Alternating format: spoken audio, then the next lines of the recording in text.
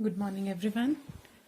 So, we are meeting again. Today, we are going to discuss a new chapter, and the name of the chapter is Money and Money Supply. So, this is something which you people already know. You have already done this topic as a separate chapter in your 10th class as well. And in this chapter, basically, we are going to focus on the meaning of money and the concept of money supply, along with the functions performed by money. So before starting with the meaning or definition part of money, or what money is all about, first of all, we are going to discuss about one system which is known as barter system. Barter system as such, the chances are very less that this type of topic or concept will be asked in the board exams. But when we are supposed to do the topic of evolution of money, there are certain reasons in which we have to specify the limitations of barter system. So that is why a complete knowledge about what barter system is all about, what were the limitations of barter system, and how the limitations of barter system resulted in the evolution of money are to be considered. So starting with this, I say barter system is a system in which goods are exchanged for goods. We already know that during the earlier civilization period, money was not there. So what people used to do, they used to exchange goods for goods. And that system of exchange for goods was regarded as barter system. An economy where there is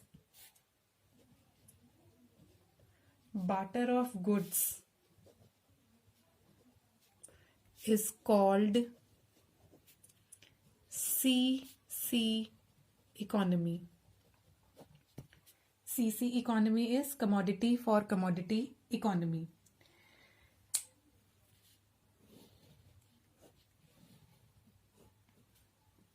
Now, there was a major limitation of barter system which led to the evolution of money, and that difficulty which people used to face when barter system was prevailing was the problem of double coincidence of wants.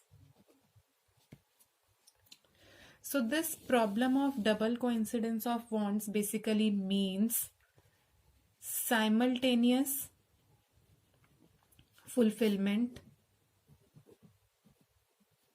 of mutual wants of buyers and sellers. In barter system, every buyer and every seller used to be a buyer and seller at the same time. Means one person used to exchange goods from the other person. Means like if this is person A, this is person B.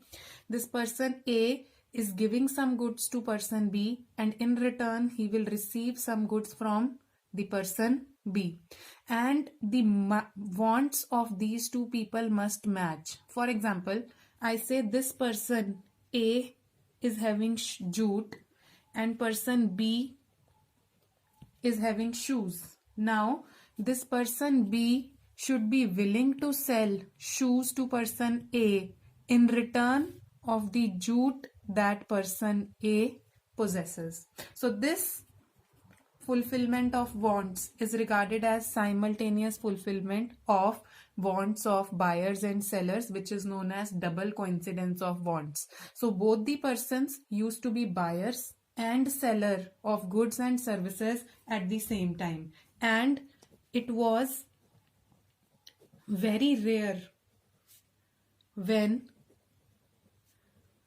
owner of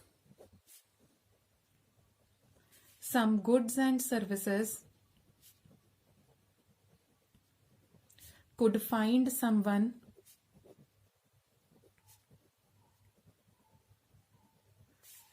who wanted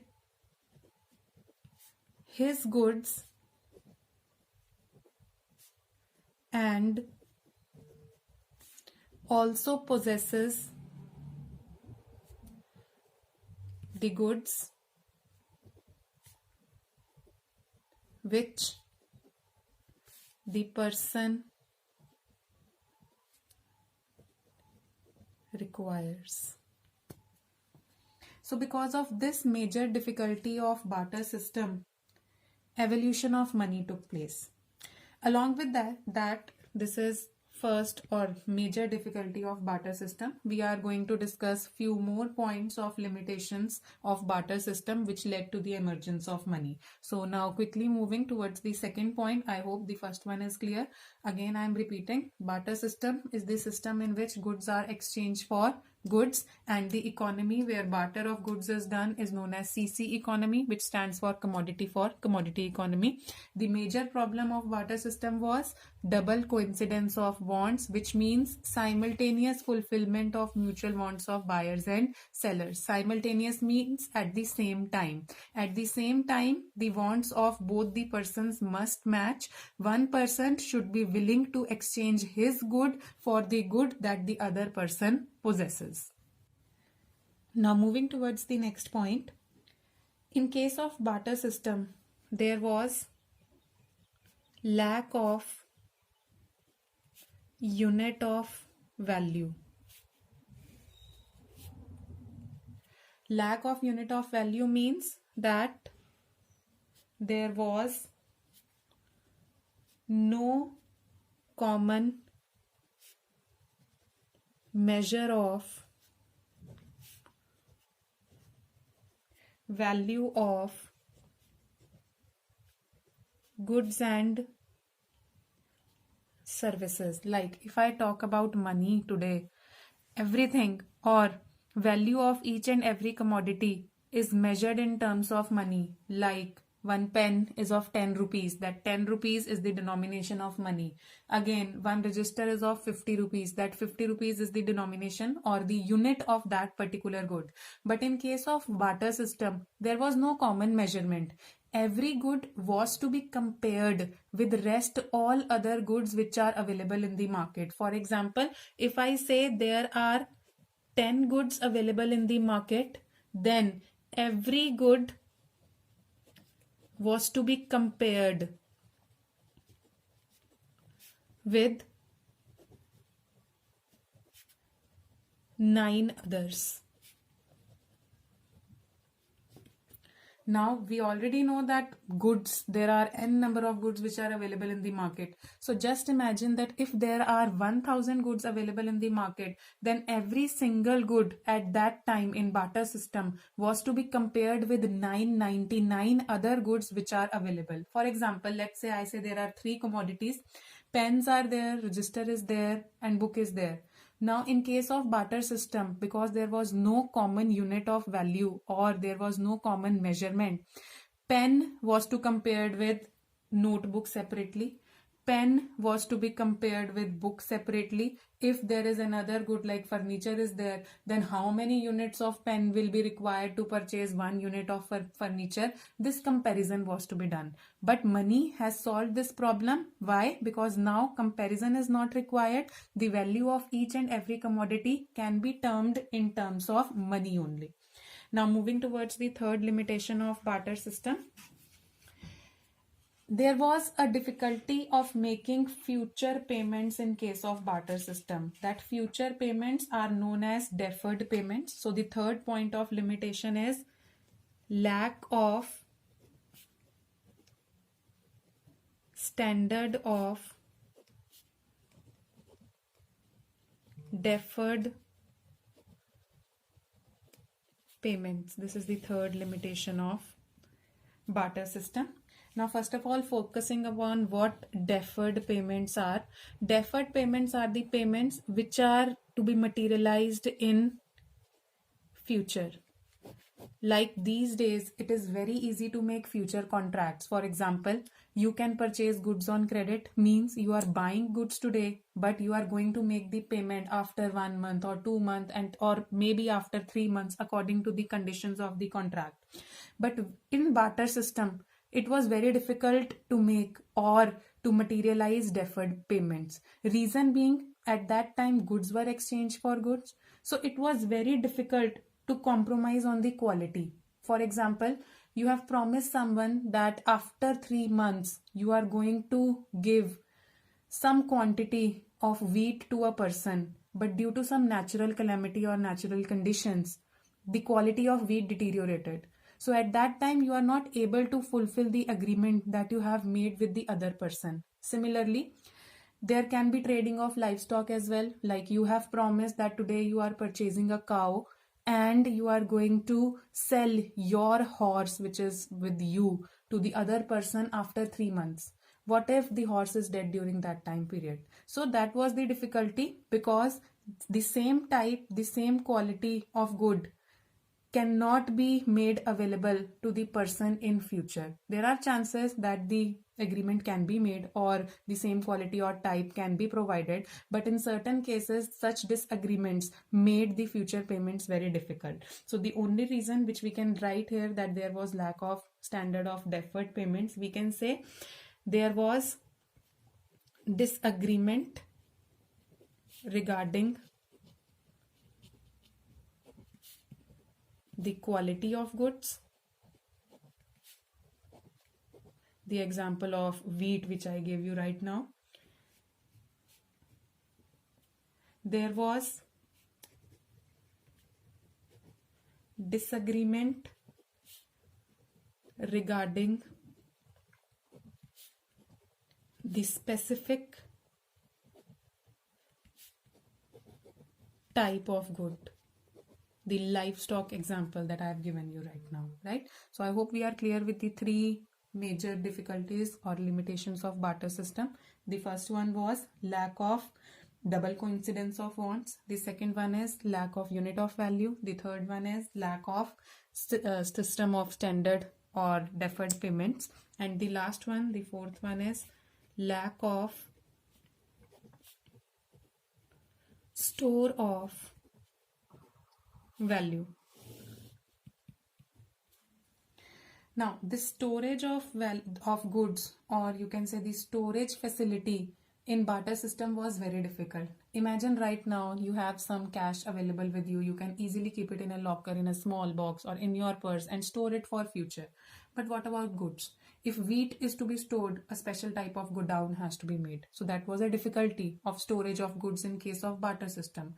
Along with that, additional expenditures were also involved in storing the goods. Like the same example, if you have to store wheat, you have to make an additional expenditure of building a godown, and then that space is also required to store the wheat which can be used for making transactions in future. So barter system does not provide for any method of storing purchasing power. It involves costly storage expenditure and there are chances of deterioration and appreciation in the value of stored commodity. So these were the major limitations of barter system which led to the evolution. So moving on with the next topic of the chapter money. Now we are going to discuss step-by-step evolution of money. We have already discussed one concept, that is barter system. In barter system, we know goods were exchanged for goods. That money at that time was regarded as commodity money. Commodity money in terms of goods like cows, like precious stones, like pearls were used as a medium of exchange. We have already done the limitations of this commodity money as well. So because of that limitations, metallic money came into existence. The metallic money was, as the name suggests, was in the form of metal coins, or you can say particularly gold and silver coins. There were some inconveniences which were attached with metallic money as well, because these gold and silver coins used to be very heavy, and transferring them from one place to another used to be a big problem. So after metallic money, there was emergence of paper money. We all are using such type of money, that is in the form of paper currency, which is issued by the Reserve Bank of India in our country. That 100 rupee note, that 50 rupee note, that 2000 rupees note, that all fall under the category of paper money. Now after this, we have one more invention, which is in the form of bank or credit money. I hope we know about these two terms that I'm going to discuss right now. One is check and the other one is draft. Both these terms we have discussed in class 10th as well in the chapter of money. So check is not a paper currency. Check is just a piece of paper, but this piece of paper also helps you to make transactions, or it acts as a medium of exchange. So such type of things are regarded as bank money or credit money. Last one, we come to plastic money, which we are using these days. That is in the form of debit cards or plastic cards that we know, right? So this is how evolution of money took place. First of all, we had commodity money that were in terms of goods, then metallic money in the form of gold and silver coins, then paper money, which is in the form of paper currency, bank and credit money, which is in the form of check and draft, and last one is plastic money, which is in the form of debit cards that we use these days in order to materialize any. Next, we are going to discuss the meaning of money, because by now we already know certain limitations of barter system which led to the emergence of money. Money is anything which is commonly accepted as a medium of exchange,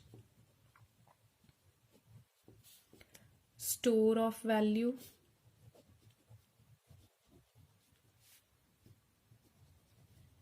measure or unit of value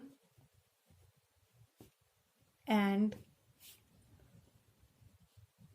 a standard for deferred payments. There are four important points which are covered in the meaning of money. The first one, money acts as a medium of exchange. We all know that these days or nowadays, if we have to buy something, we make payment in terms of money. If we are purchasing something, the other person, or if we are selling something, the other person is going to make payment in terms of money. Secondly, money acts as a store of value. We already know that there is no problem in or difficulty in storage of money. It requires very less space and can be stored very easily. It has provided a measure or unit of value, or you can say the value of each and everything can be decided in terms of money only. Because of this reason, proper accounting has also become possible and easy. We make books of accounts. In the books of accounts, each and every transaction or value of each and everything is measured in terms of money. So it has made accounting very easy.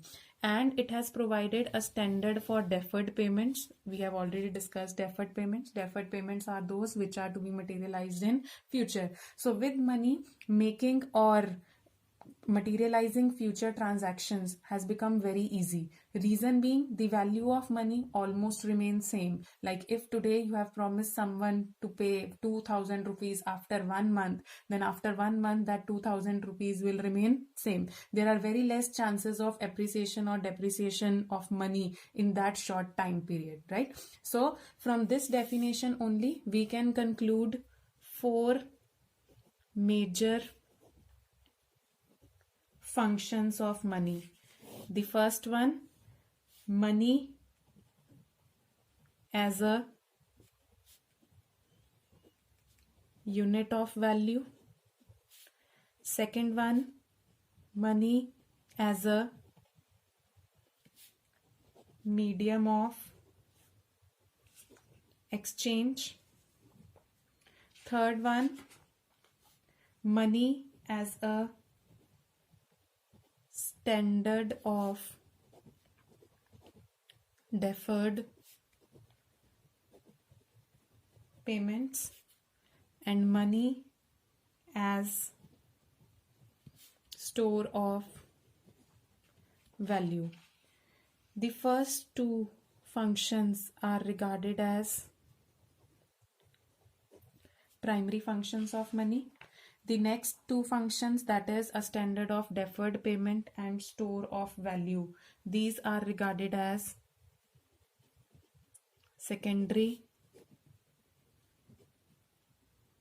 functions of money. Now next we are going to discuss about different forms of money. As you can clearly see in the flow chart, I have here written four types of money. The first one is fiat money, second one is fiduciary money, third one is full-bodied money, and fourth one is credit money.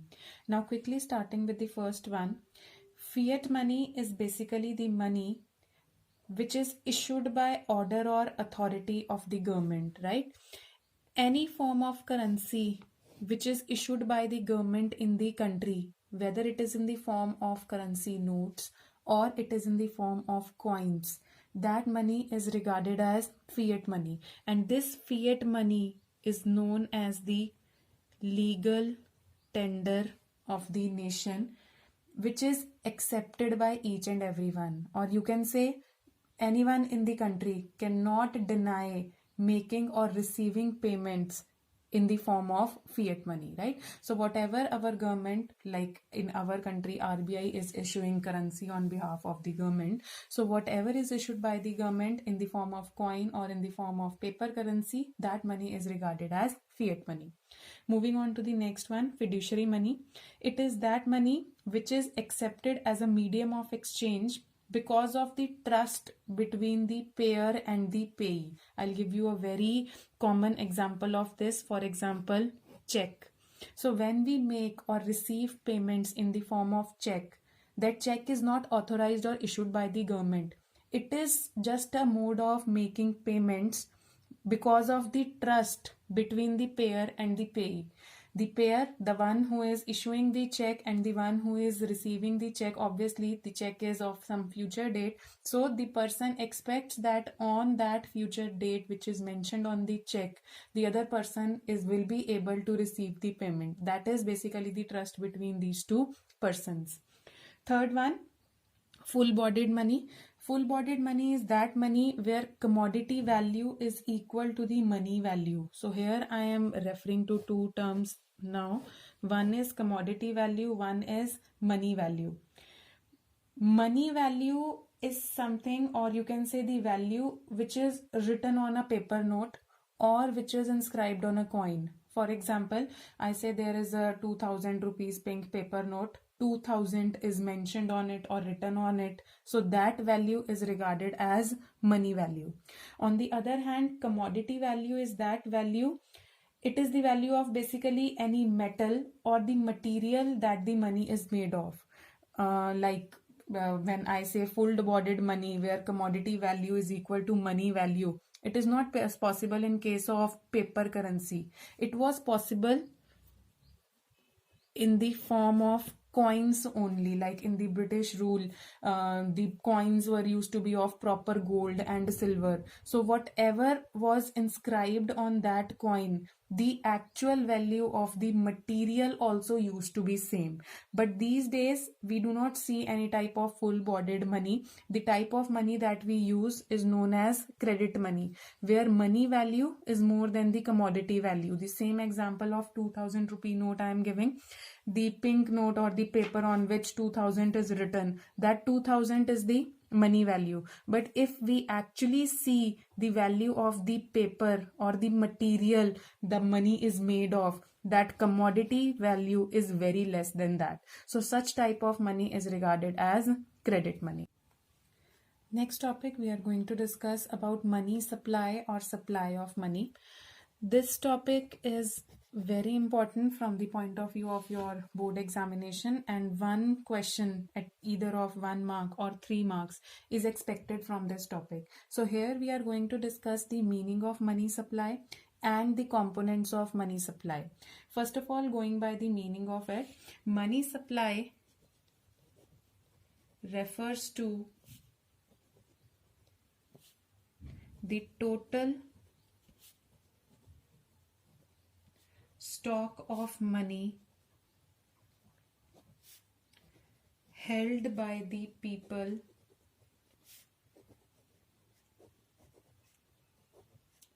of a country at a particular point of time. I'm here highlighting the word at a particular point of time, and I hope we remember that such type of statement we have done in chapter number 2, that is the basic concepts of macroeconomics. We did one concept of difference between stock and flow.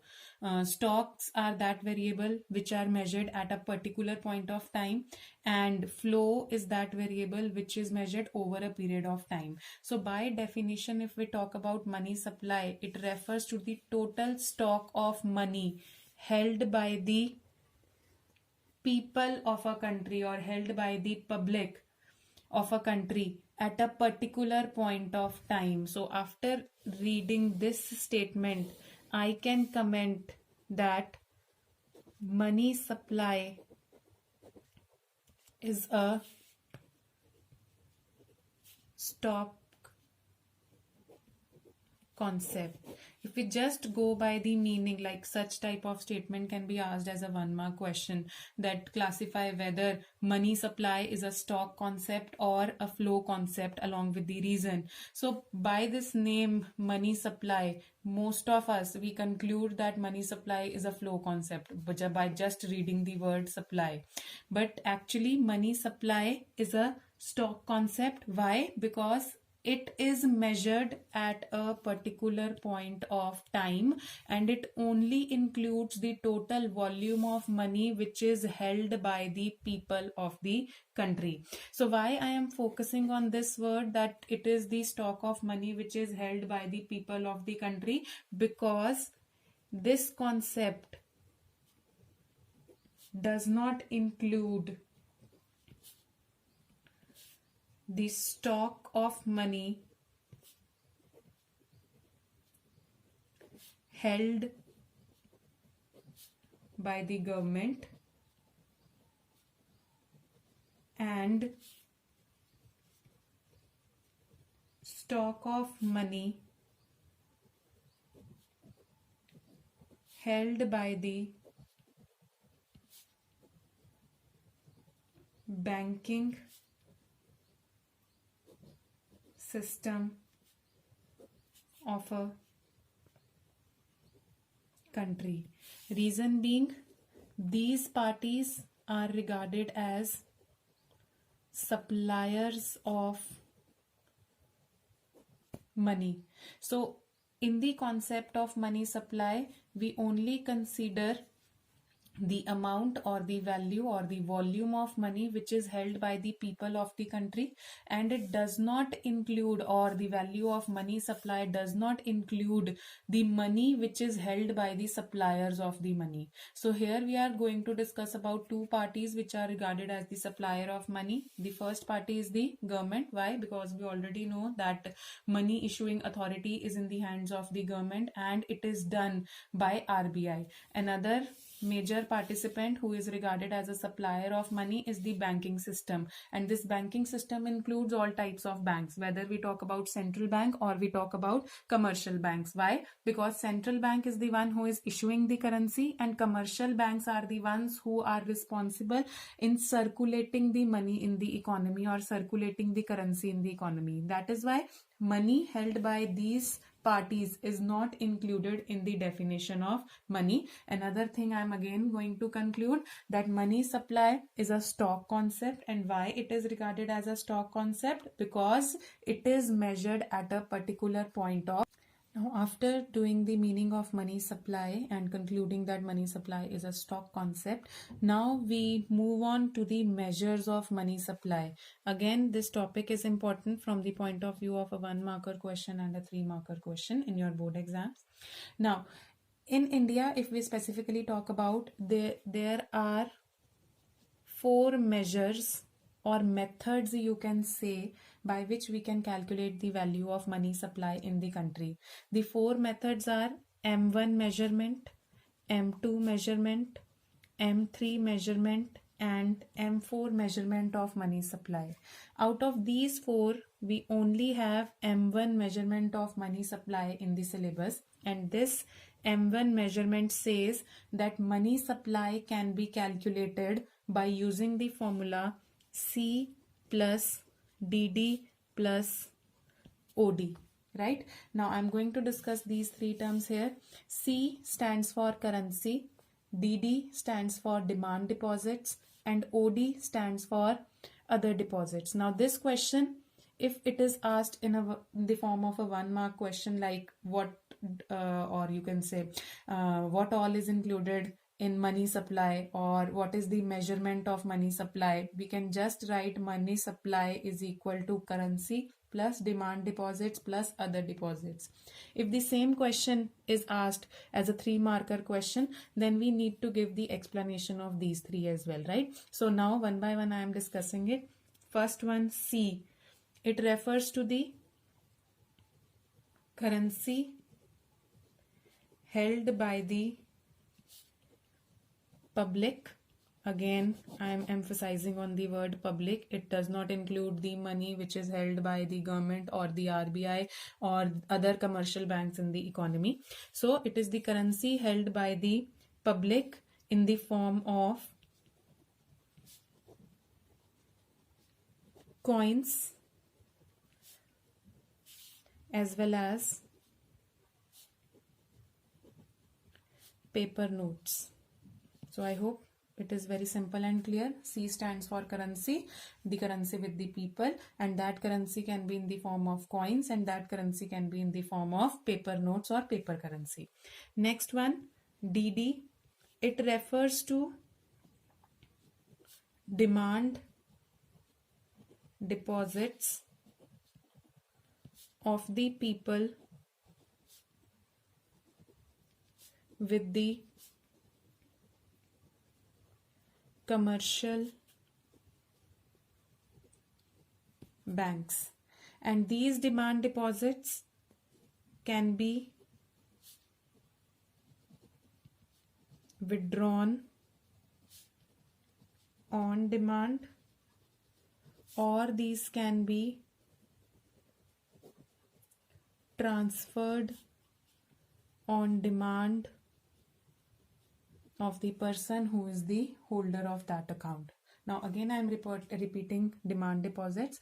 I hope you remember certain types of accounts or deposits we have done in 11th class as well in business studies, and one such deposit was demand deposit.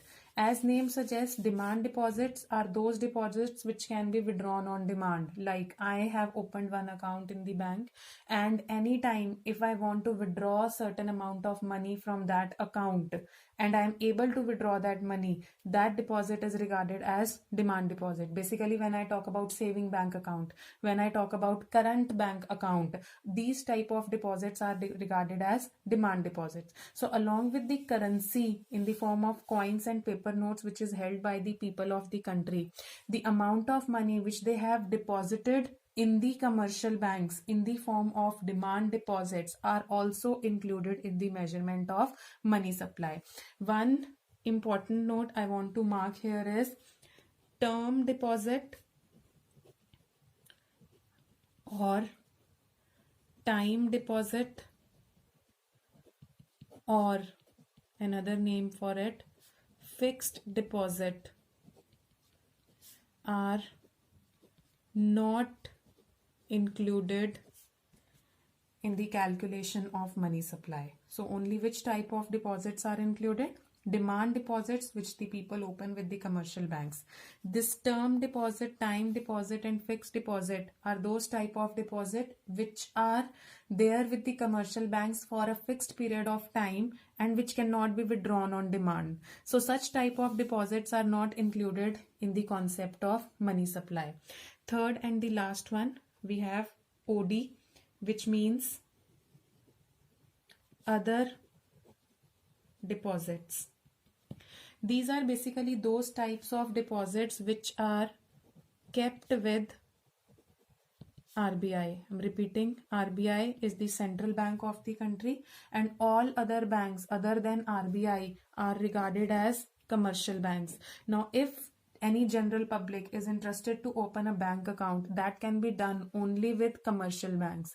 General public cannot approach central bank or RBI to make any deposit. RBI basically holds accounts of government, and it holds accounts of other financial institutions and commercial banks and international organizations. So we general public cannot make any transaction with RBI for making any deposit. We only consider which type of banks? Commercial banks. So the other deposits are those deposits which are kept by RBI. And who all can keep deposits with RBI? I've already discussed. That can be demand deposits of public financial institutions like NABARD.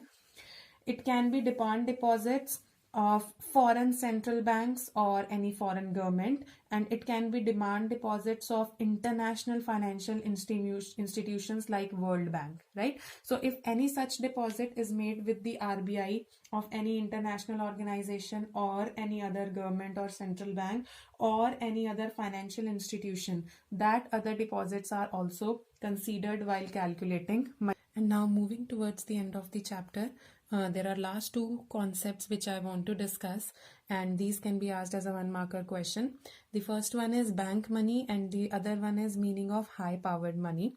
So bank money, as we can see, refers to the demand deposits of the people with the commercial banks. These demand deposits are basically checkable deposits which can be withdrawn on demand of the people, or which can be transferred from one account to another account, again on the demand of the people. Second one is high powered money. High powered money includes three things. The first one is currency held by the people. Again, currency held by the people can be in the form of coins and can be in the form of paper currency. Plus vault cash of commercial banks. The commercial banks, I have already told you, are the ones who actually deal with the general public. So whatever amount of money or cash is available with the commercial banks in their vault, that is known as vault cash. And the third one is cash reserves of the commercial banks with the RBI. So it is mandatory for every commercial bank to keep a certain amount of money in the form of cash reserves with the RBI, and that amount of cash reserves are also included in high powered money. So with this we come to the end of this chapter. Now with the terms cash reserves, RBI and commercial banks, we have used these terms in the chapter, and in the next chapter of banking we are going to discuss these terms in more detail, right? We are going to focus more on RBI, we are going to focus more on commercial banks, we are going to discuss more about the cash reserves, how these are maintained, why these are maintained with the RBI. All such things will be clear when we will start with the chapter of banking. So I hope there is no confusion with the concepts of money and money supply that we have discussed today. So wait for the next lecture now. So next time when we'll be meeting, we will discuss and or start with the chapter of banking, and will focus on RBI and commercial banks. So again I'm saying, if there is any doubt, keep on writing it in your registers. Whenever we'll meet, we will clarify those doubts and we will discuss the concepts again, right? Thank you.